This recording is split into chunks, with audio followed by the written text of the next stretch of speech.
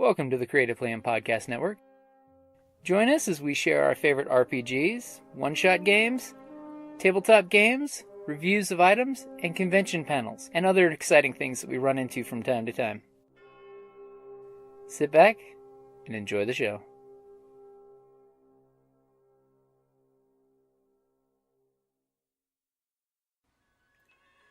Hi, this is Kelly, aka Trixie from Ragnarok and Roll, a Scion to Ragnarok story, and Tilda Wimblewick from D&D Journey of the 5th Edition.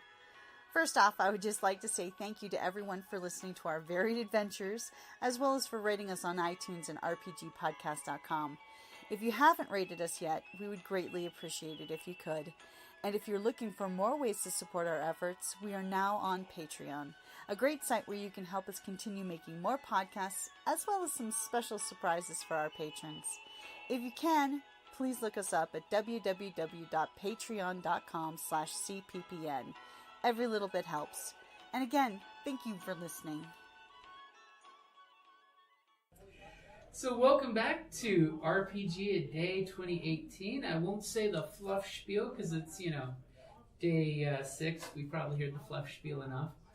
We're going to jump to, this is week 2, so all the questions... That's the German instrument, right? Yeah, the fluff spiel. The fluffy spiel. From the von Spielen spiels, So the questions for week 2 are how, ...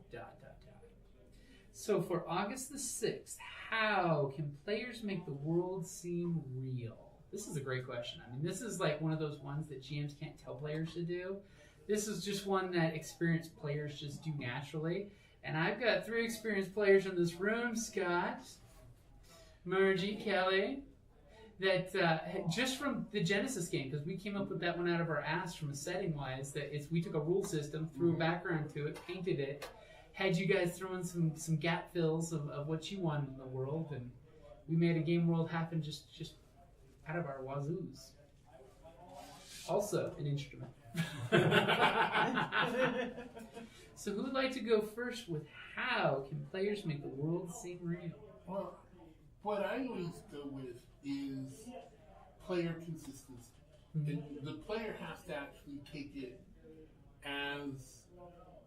Well, there's 2 types of players. One person usually plays like a version of themselves in whatever universe it is, and so they're usually consistent. They have their own morals, and they have their own goals, and they have that of the character. And then the other person is an actor type who takes a different role, takes the different affectations, and really tries to get into that character. But with both of those, I think the really important thing to do is just maintain an understanding of who you are in that game. Understand that it's not fun if things always go your way. You need to have setbacks. You need to have, not just adversaries, but actual losses in some ways. The failing forward. The failing forward types of things. It's the same thing from a good book. A good author knows that there's more character development in what they didn't get than marking something off your list. And just maintaining your own belief in that world as a player is just really the important part. That's a great one. And kind of building on that, the thing I was going to suggest is character backgrounds.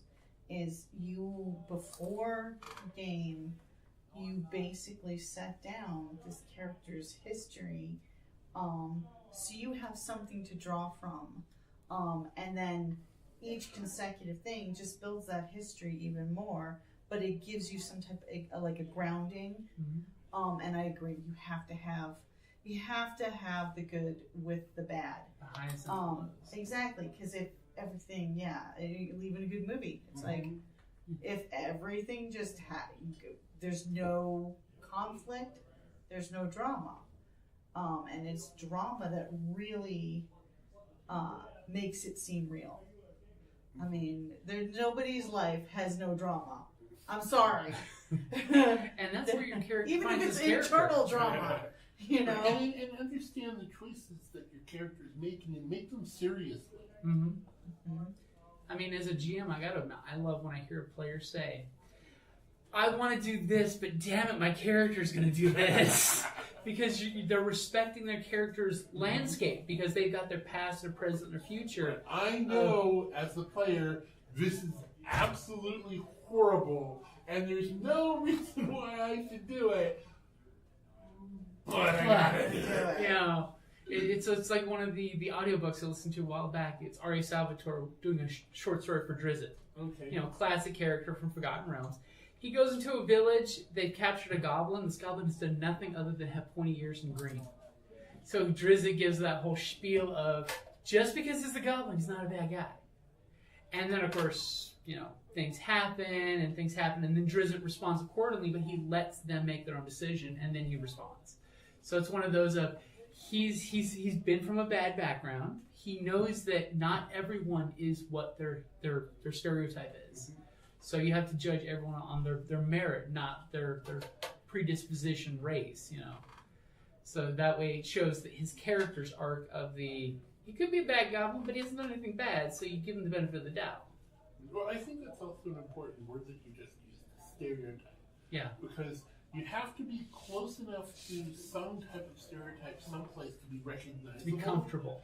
I prefer archetype. Or archetype. Yeah, Arcs as well. archetype is great because the hero's journey. Right, but you also can't be so one note that you don't have additional depth on it. Exactly, because then you go to like the realm of, and now I hate the saying, but we're in a room full of literary people, the Mary Sue angle.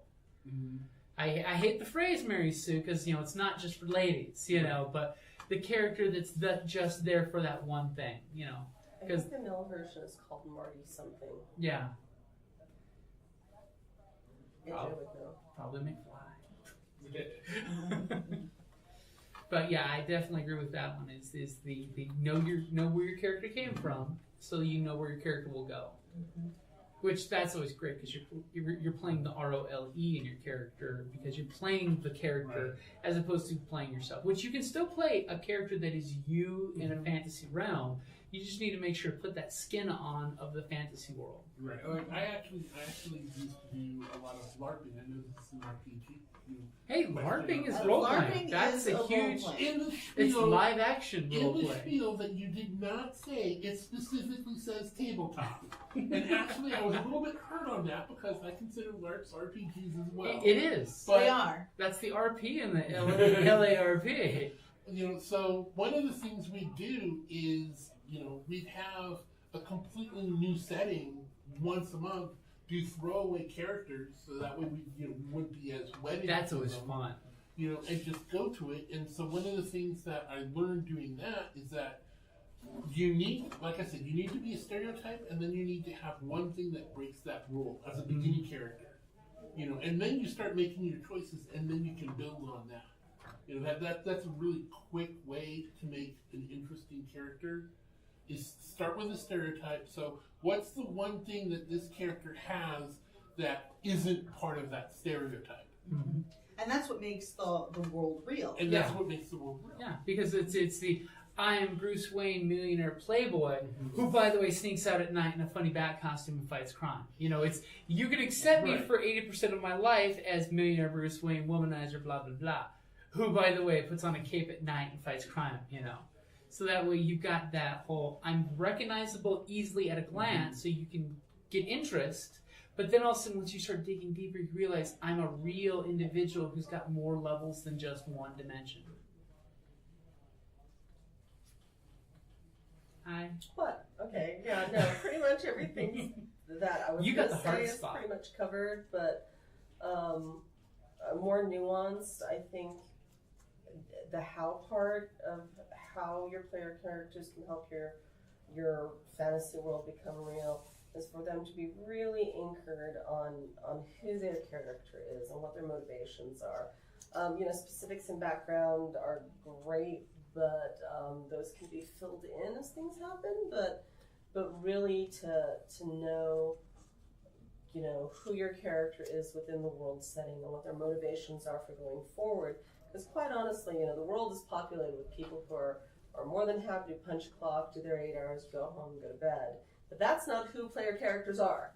Yeah. Player characters don't stay home and raise sheep. They go out and do things. So, you know, knowing why your character wants to go out and do things, what motivates them, what makes them get up every morning and put on their boots and walk and, you know, hit conflict head on, or, you know, do the things that they do is really important. And making your character more real actually contributes a lot to making the world in general more real. It helps solidify, Yeah. because if your part of the world's real, the person sitting next to you can latch onto that and add on to it, especially for a lot of newer and experienced role players who don't feel comfortable. They can see, Scott's character's got this great background, and by the way, can I be interested in your background so it connects me onto yours, so then I reinforce yours and it reinforces mine. Absolutely. Yeah, and communication. I mean, one thing is, as a GM, I'll throw it out there, there's two bits. One is communication, like session zeros are great because you guys can talk about, this is what we want, this is what our goals are, this is what the game is. So you can set down okay, so we know that our airship captain, she's a sucker for a pretty face, but she loves to go to the opium dens. So if she misses a game session, we know where she was, which completely makes it solid and real why she's missing. I mean, we immediately, when you miss one game, we immediately picked in the gear of, we all know where the captain is because this is where the captain goes. And then, you know, you have something you can grab onto and you can play off each other. Like any good improv group, it's playing off your team. But another one I'll throw out there as a GM is, and this is a big one for GMs, reward your players for putting in the extra effort. Now, I know not everybody can come up with some players we know, Kelly, who can come up with like a 2-page story every other week on a good week. And some people can just come up with a paragraph, but at least reward your players for coming up with stuff. Now, granted, if they came to the game table and they have nothing, I can see they get skipped every now and then, but reward those who come up with the extra effort and push it in. Well, you don't want to reward them too much because penalizing you don't want to create a gap. That have, that are not, they don't have the skill set or the, even the bandwidth. But and frequently the people who are coming up with these 2 or 5 page, you know, backstories every week on what they were doing while they were off also tend to be inflexible. And so you need to have the good mix of people who are coming in and able to react as a character, because frequently they're actually more in their role. They're writing the character. They're writing the character as they're experiencing it, rather than, oh, this is what he would do. This is what I would do. Yeah, and you need to reward that as well. Yeah, and I have written stories about the characters, but it's literally the character takes on a life of their own. And that's what you need to embrace. I mean, I had characters start out one way, and they're completely different by the time. And it's called growth. Exactly. Yeah. It's called shit happens. But, you know, life happens when you're making plans. Exactly. You know? And so I always try to play it that way. I mean, I have my lovable little Tilda who doesn't change a whole heck of a lot, but that's just because she's that happy-go-lucky kind of, even though bad things have happened, you know, she still tries to stay in that, frame of mind. But I have Trixie, who started out one way, and she's broken now. She is like a shell of her former self. And then I have, you know, Val, who was like, you know, one end of blossoms. And now she's like, she's been forced to constrain. Like, you know, literally. She was a libertine god of Freya, who now has a child. And she killed some other scions of gods, and they basically demanded a weregild of her. And one of them was like where I couldn't kill anybody for a year. She was super killy. She was throwing her magic dagger at everything that moved. I mean, because I was just like, she was part of a biker gang. She was like a libertine. She, you know, like, she killed the scion of the Japanese god of life. Yeah, so he was bad. In her defense, he was bad. So he was trying to kill me. His father accepted that he was a bad seed. I kind of like. But she is Norse, so there's a weregild required. Yeah. What is that's not harsh, but what is the punishment? And by it the was way, harsh, but it made this character like, well, I can't kill anything. So she started throwing her magic dagger in people's feet all the time. Yeah, or and then we're like, yeah, oh look, it's amazing what you can live through. And then when we started fighting zombies, I'm like, yes, this doesn't count. I can kill these because they're already dead. But it made her stop to think. I'm like, well, I can't I can't just like go out and physically, I have to temper all of her movements, and she had to become more of the healer. Mm-hmm. She finally actually dropped into her healing role, which she was ignoring for the most part. Exactly, for the killy. And so that character, and then when she had other wereguilds where she had to do services for these other gods. She butchered a priestess of Isis. She was a total bitch. She had it coming. She was a total bitch and sold her soul to evil. But she was doing her job for her mom, which was the ritual. So when there was a priest, she went as the priestess of Isis and did her job. And she basically held on to the priestess garments, did the roles, her necklace, and passed it along to the next priestess that was to take the role. Yeah, so because all great wereguilds, by the way. I spent time on these things. Yeah, so this character, when he mentions the stories, because for each of those wereguilds, there was part of the story was written just to kind of fill in the gap. Accept the consequences of your actions. Because the next time we were supposed to meet, we knew it was going to be a long period of time. There's time gaps. So. I mean, it was going to be, her baby was going to be born, which was the other weregild, because as a libertine, you have to have certain vices. Hers is basically alcohol and sex. She didn't approve of pure drugs. libertine. Exactly. Those were the things that she needed to regain, So alcohol was off the table.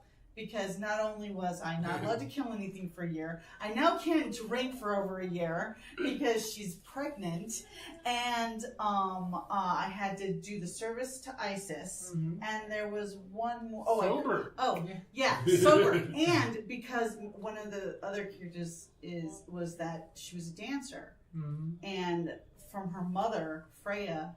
Because she can't dance. She kind of screwed her mom over because they had a magic item that if you wear and spend a point of legend, you can steal your divine parent's powers. But I had no idea. She didn't realize that. All she knew is I threw in the flavor text of she hears a woman's voice screaming in the distance that sounds really familiar. What it was about 300 miles south in California. She was in Vegas with us. Well, she ended up in Vegas. Oh.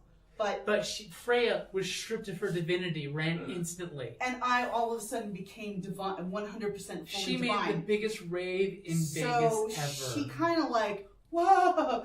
I mean, it was like too much. And to top it off, she didn't know which one of the three men was the father of her child. Yeah. One was Loki, and the other two were teammates. Yeah. So, to prevent him from writing the story, I took it out of his hands. And because this way I had control over at least how because she's going to need to know what happened when they meet again, because it's going to determine how she behaves. Because originally she was going to give up the child. Right. In that storyline, they actually made Loki into a decent guy. Oh. I did. It was the decent version of Loki that you hear in the old stories, where he wasn't total douche. Yeah. And technically in my other stories, even though his daughter hates it now, and her other character's a daughter of Loki, who's a stage magician. He's still the same guy I was writing. It's just from her perspective. Yeah, it's now from a daughter versus a. But this way, when if I ever get to play that character again, she has. I mean, and literally through these other stories, she decided not to give him the child. Mm-hmm. Shit, Ragnarok's coming. I'm not gonna let this kid, she had a whole foster family set up, the whole thing, and then so she decided to keep the child, and so it's like in how it progressed. And her world is very real, Right. but she's not rigid, you know. And besides, between your parentage of Freya and Loki, there's going to be enough dwarves and elves willing to cover and help because, hey, you're doing good for Freya's kid because Freya, you know, the dwarves love Freya. She's got a couple of half dwarf kids. And we helped. Oh yeah, you remember, saved it's the Hildy's entire cousin. Yeah. It's Hildy's cousin that's my nanny. Yeah, they saved an entire village of trolls because in Sion it's the traditional Norwegian trolls. Right. If they're out during daylight, they die. So you know they made some serious inroads in friendship with the dwarf Asgardian relations, which is great. So I love Sion. It's a great game. We're gonna It's White Wolf. we'll have to post my stories. Yeah. For her. Mm-hmm. So, but that's another way for a GM to reward a player. It's not tangible, like dropping experience in a bucket. Mm-hmm. Is the with Peter? Mm-hmm. You came Oh, up with Peter's your lady suitor. You've been rewarded with a little more spotlight time with her because that's you've helped solidify the story world that there are other people that you deal with on a regular basis. And I'm sorry, that maneuver with the triumphs. taxi, the fly me to the freaking window. amazing. Come on, that was an awesome move. Well, I'm sorry, and also with the Inquisitor, or what was the not the Inquisitor? Now the Inquisitor. The whole showdown with when you're on the outside of the airship.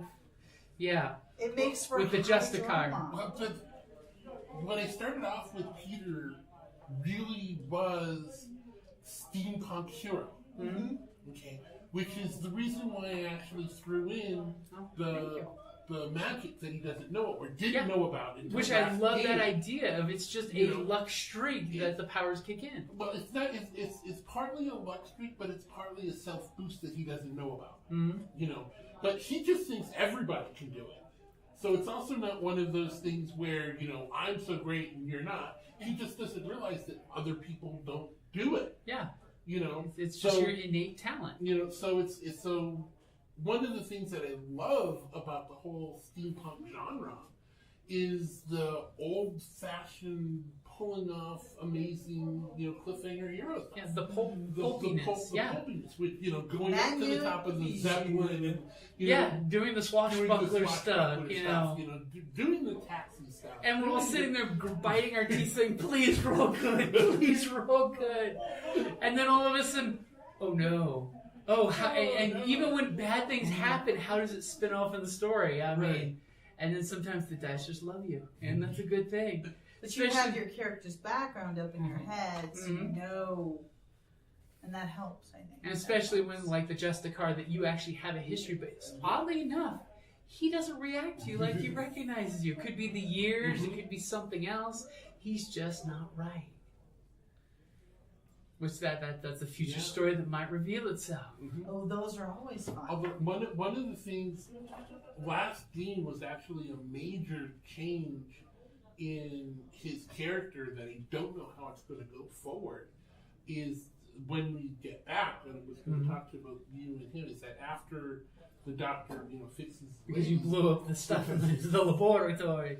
But after all of that stuff kind of happens, is I'm actually going to need to go to the magic use and say, this used to, the bullet used to be in her. You pulled it out of her. Apparently I healed her, and how did I do that? Was ist dies?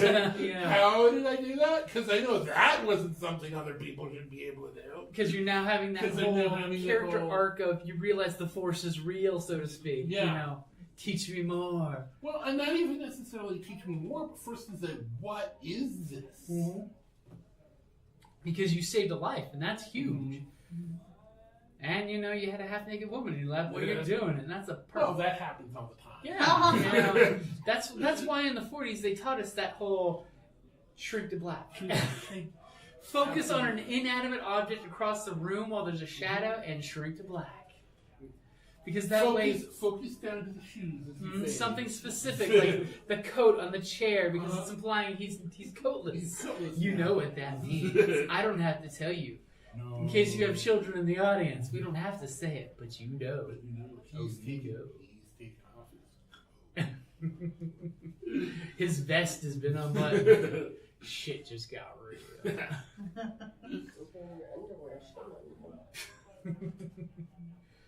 That's why the censor had his hand on the button.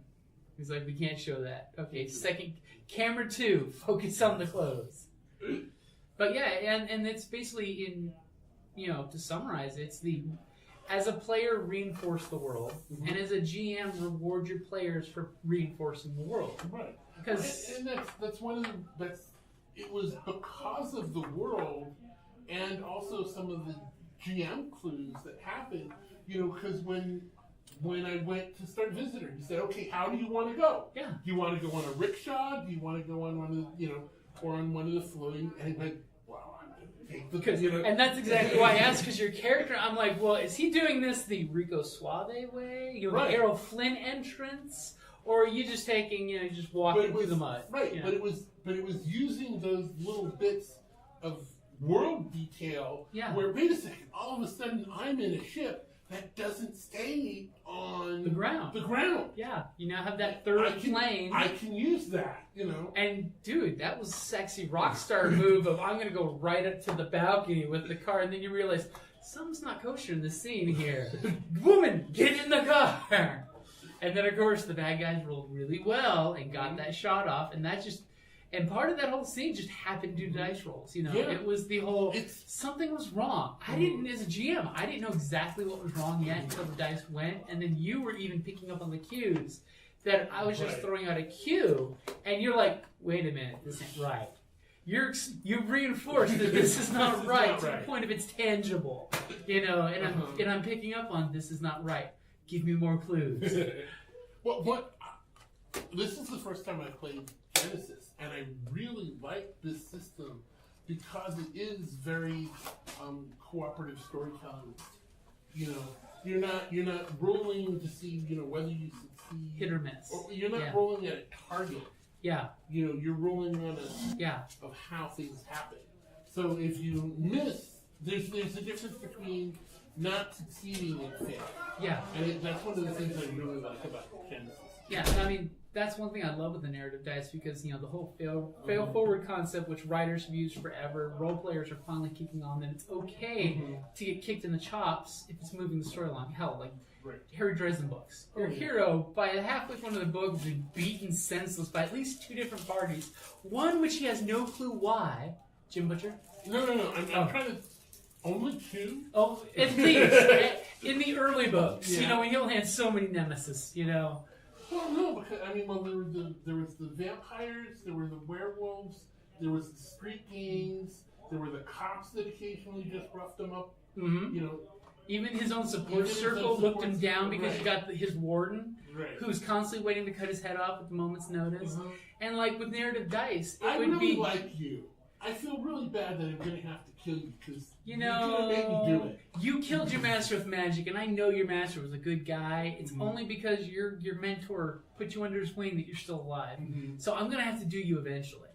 And like narrative dice, every time a triumph would come up, boom! Here comes the warden to watch you do what you're doing because you're now realizing, crap, I got the fuzzy mittens on. I can't do the big things because if I hurt somebody, he's going to cut my head off. And narrative dice are great about that. They give options. Right.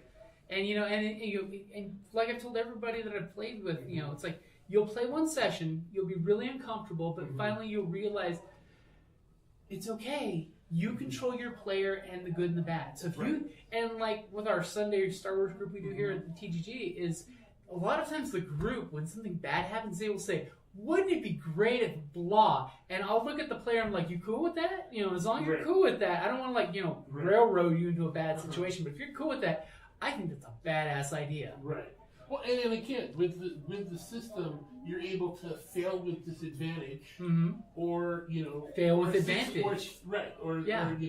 or worse, you get triumph. Fail with advantage, or succeed with disadvantage, so you have more of a spectrum. So, like when you did your perception, you failed, but you had 3 advantage, so I could give you an important piece of information in the scene. You realize someone's kicking in her door inside the house. That's kind of important, but you may have missed it when you were looking for things outside the house. You were too concerned with her that it distracted you from the yard. You looked at her and realized, why has she got a chair braced against her door? Ladies don't do that in their own boudoir. And I'm a huge fan of the dice. Now that they've got a fantasy setting, I'm going to be interested in playing some of that to see how that works. Because a more D&D feel adventure game with the same narrative dice.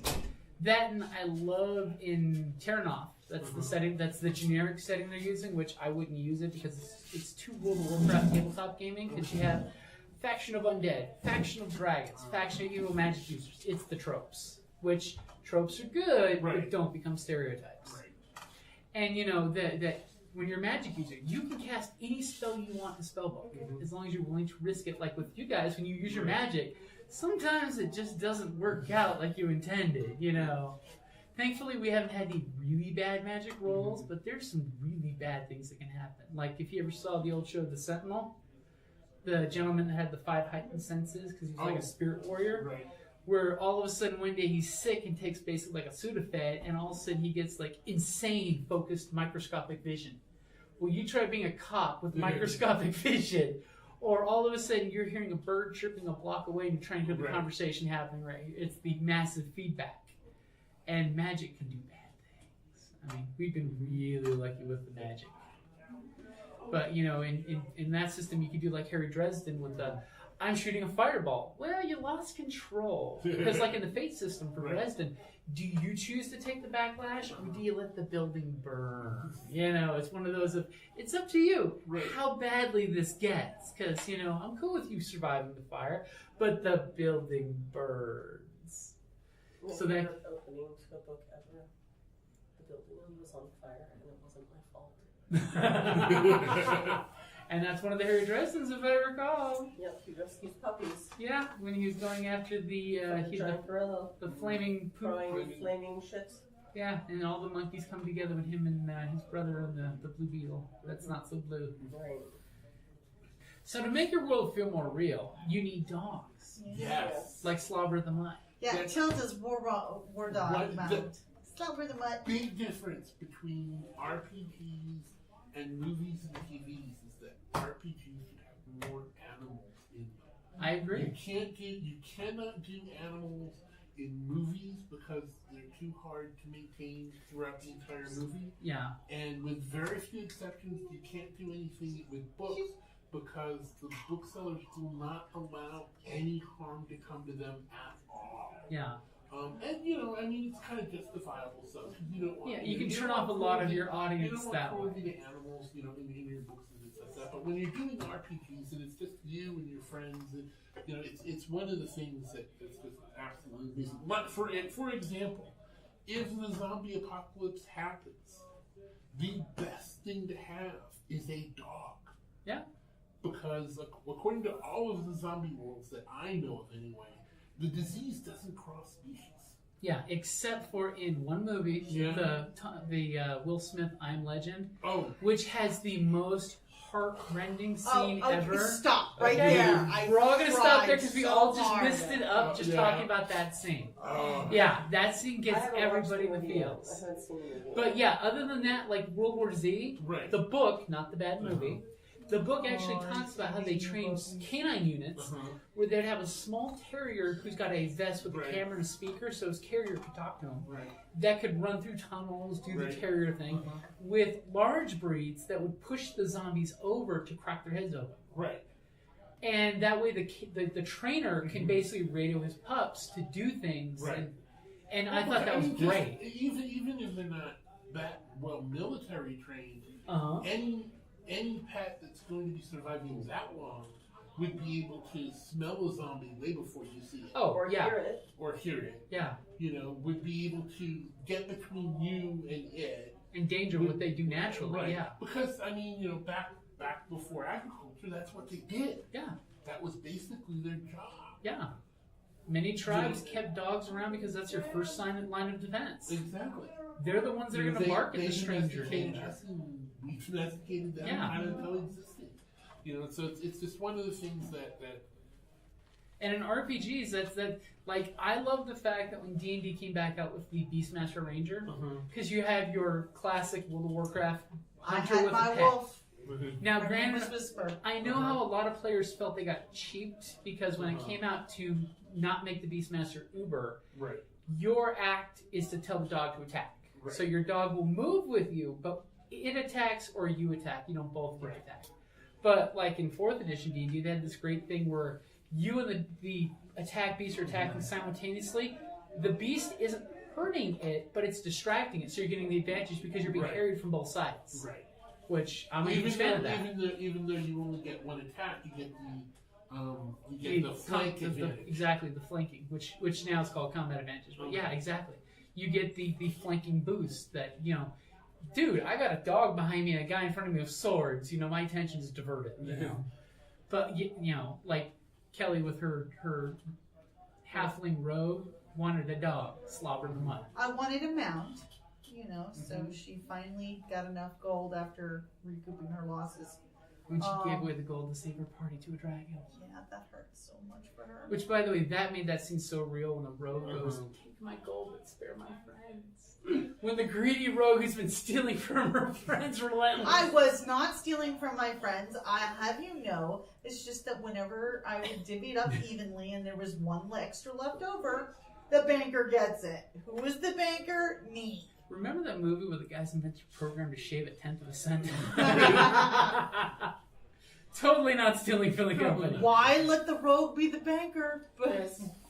We're doing some sort of steampunk western Wild West thing, and Aaron was game mastering. There were some bounty hunters, actually oddly enough after my character, and basically during a chase, one of our snipers pretty much blew the leader's leg off. The rest of the party pretty much died. The leader of the adversaries got his leg blown off at the knee, and we brought him back to the airship, and he was recuperating. Oh no, we stole his ship after killing his. As one does. Obviously, it's your ship. Right.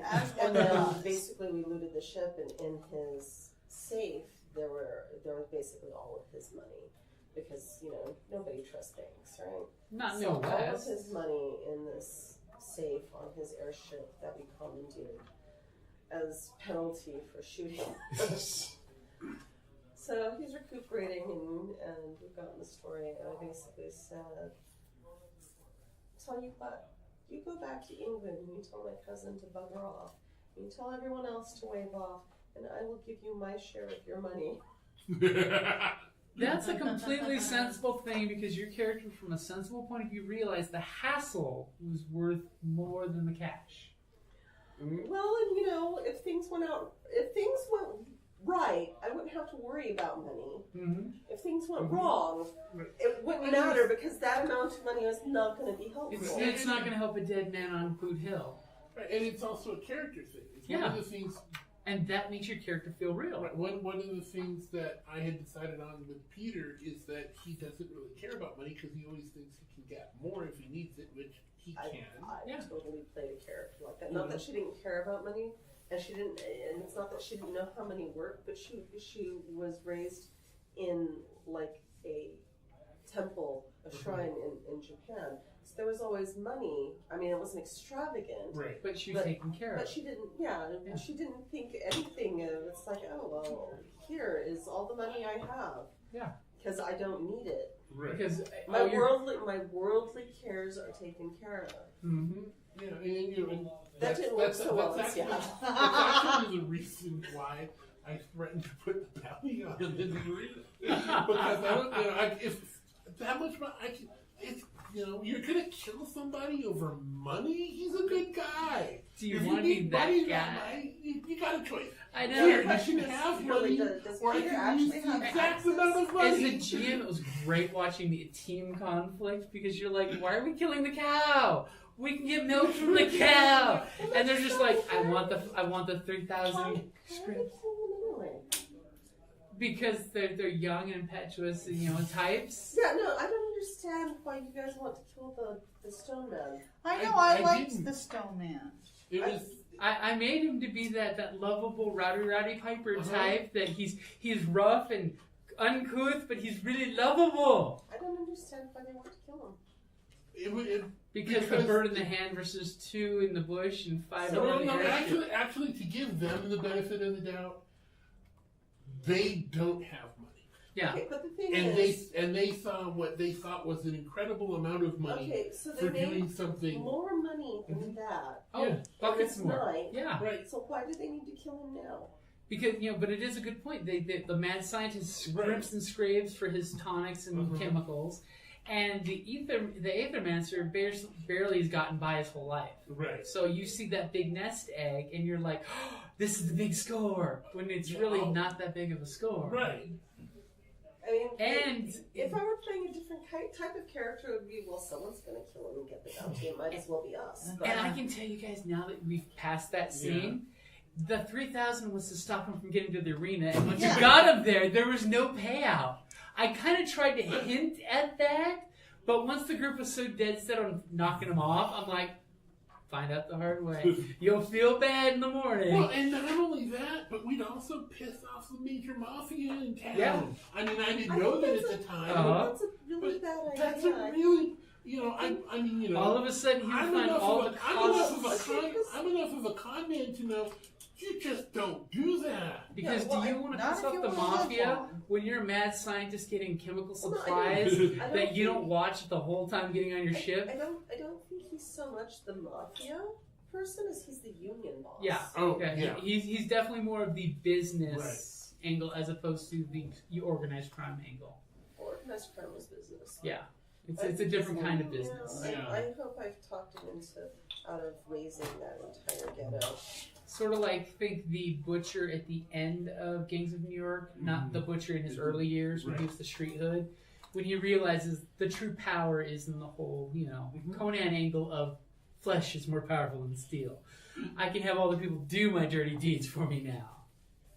But yeah, that's we've gone off the res, just a little. So that's probably a good place to wrap it up there.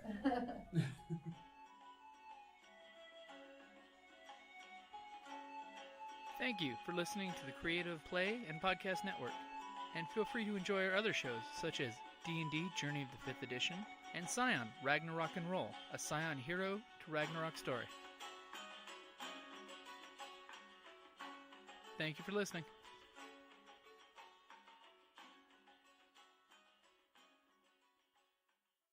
Do you remember Shane?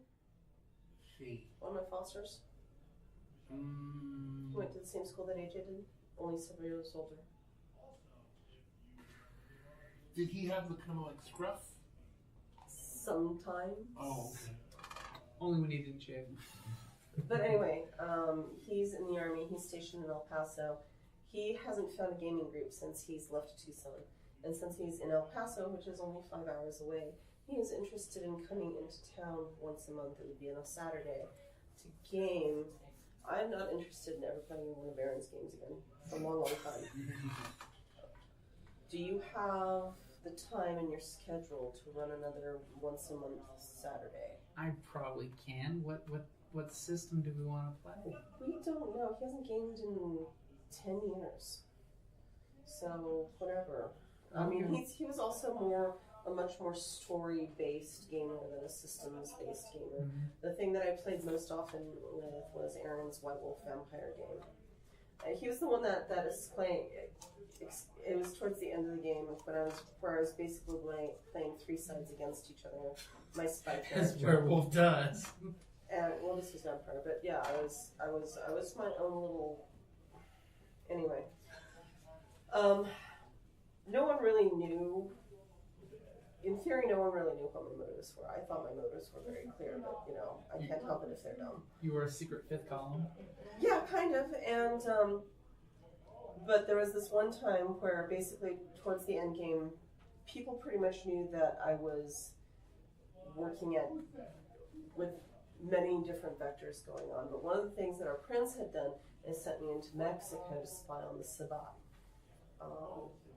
And so they knew that I was working with some people in the Sabbat, but they didn't actually know how closely I was working with them, which side I was really on, and I didn't want to tell them I wasn't really with any of the sides. I was on my own side. But basically, with Sabbat, they did the flesh crafting and to the point where they could make people look like other people. It was not just like the schlachtas and the. So basically, they said, "Oh well, it's like, oh, we'll just call Jade and see what, see if she has the skinny on it." And metagame, everyone had a certain set of data, and they call ring. It's like, hello, and someone flat out asked, "Does Ashley have any agents in town or any doppelgangers in town?" And I went, "You said that over an open phone." Right. Well, that's fine because my answer was, I don't think so, not that I know of, but it certainly wouldn't hurt to be cautious and, blah, blah, blah, blah. And then I hung up. And Shay just looks at me and she goes, "God damn it, she still hasn't lied." That was one of the things that I did for my character is I never lied. You pulled the fairy bit where it's always the useful part of the truth. Yeah. The most deadly part. The useful part of the truth. But yeah, he's very story oriented rather than throw the dice and dungeon mall. Yeah, tabletop wargamer. Yeah. Yeah, I mean we can because AJ and them were wanting basically third Sunday is going to be the Star Wars one. Okay. Because they did a one shot and fell in love with it. Yeah. Even though there's the great betrayal at the end. Is that a Sunday? That's a Saturday. It's going to be a Saturday. It's a Saturday night. You said Sunday. Sorry, I meant Saturday. Yeah, Sundays are booked. Because basically he'll come in, he'll arrange to get off a little bit early on Friday, come in Friday, stay the night Friday night, we'll game on Saturday, and then he'll stay the night Saturday night and go home Sunday. Okay, go ahead and start up like a Facebook group, and we'll start mashing ideas and seeing what genre and. So for the nonce, I'll do you, me, Shane, and AJ. I'll include James because he's only in every third week or so. That way too you can keep up with the story. Yeah. Because hey, you can always listen to the podcast and hear what the story is. Because that's one thing I got about podcasting is nice that you can. I forgot what we did last month. Listen to the night before, even on this one, I pulled up the Twitch from the week before. It's like, what did we end exactly on? So that way I can go right to the cliffhanger ending, and we start there. 8th man from Zanzibar.